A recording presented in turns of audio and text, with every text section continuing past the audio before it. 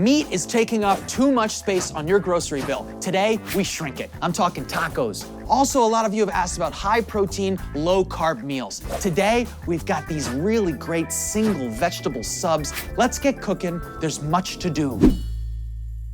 Life can be a struggle, but a good meal doesn't have to be. We can make creative, nutritious, and inventive dishes that won't break the bank. Welcome to Struggle Meals. We're gonna dive right in with Korean-style tacos, an awesome fusion of two of my favorite cuisines. I feel like the go-to here would be short ribs, but short ribs have gotten expensive because a lot of chefs started using them, and now there's a supply and demand out of balance. So I'm using chuck roast, and it's not so great if you just cook it like a T-bone, but it is so great if you braise it in delicious liquids and aromatic onions and peppers. It's gonna fall apart like butter under the hot Californian sun, and that is delicious. Get some pepper happening. I'm gonna salt this. Yes, very nice. Some high smoke point oil in the pan. So we are going to braise this, and it's going to be soft and delicious, and all the fat is going to melt. But searing is something we have to do now. We can't get that flavor back later, because this is when the temperature is hottest, and all the natural sugars in here start caramelizing and turning into brown, delicious bits. Let me salt and pepper the other side. While that sears, I'm gonna start cutting up the stuff for our braise. So none of these ingredients right here are really gonna make it into our taco. It's more about flavoring the liquid. We got some garlic, we'll just smash it. Ginger, that will flavor our braising liquid.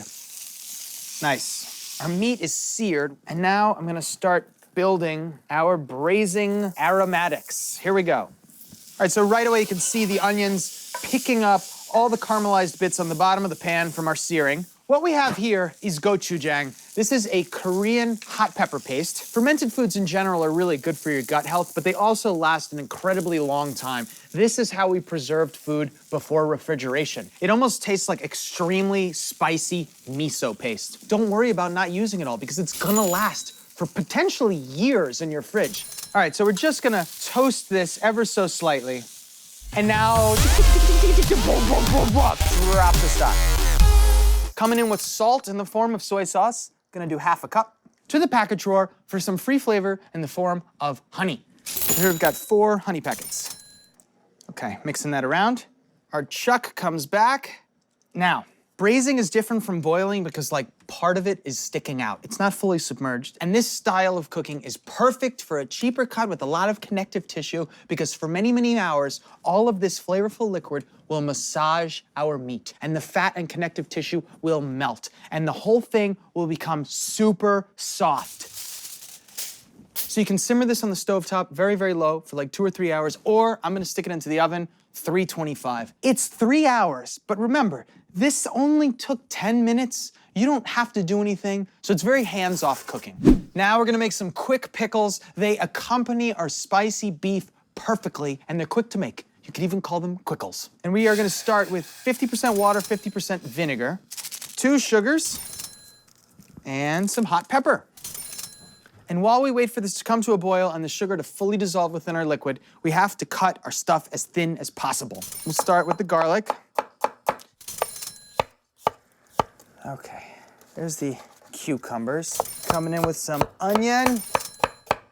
Giving this some compression. How about some cilantro leaves?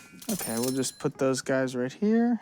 And now we pour this over top. The hot liquid penetrates into the raw vegetables really, really nicely. And they're quick pickles, so they're crunchy and they're acidic and they're a perfect topping for our Korean tacos. But really, they're a perfect topping for anything. And that's great, because you're gonna have these for 2 weeks. But keep in mind that it isn't a true ferment, so it is not shelf-stable indefinitely. To the fridge. It's been 3.5 hours of me doing nothing but sitting on my bum, and the beef is ready.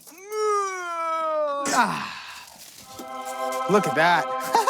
You can see that it has shrunk in size very, very much. That's normal from all the fat melting, but here's the beautiful part. I mean, just look at this. This was a tough cut, and now it's just falling apart. And even though the inside is really, really moist, letting it sit here in this liquid and reabsorbing it, it becomes juicier.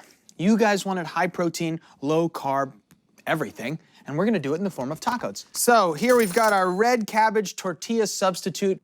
Oh, gorgeous. Beautiful. Okay, let's get our pickles.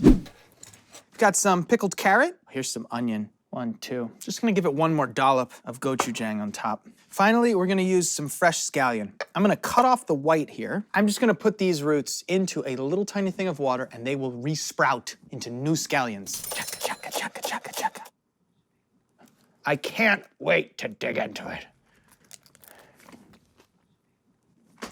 Oh, this is probably better than a tortilla. It's not leaking at all. That has never happened in my taco eating experience, ever.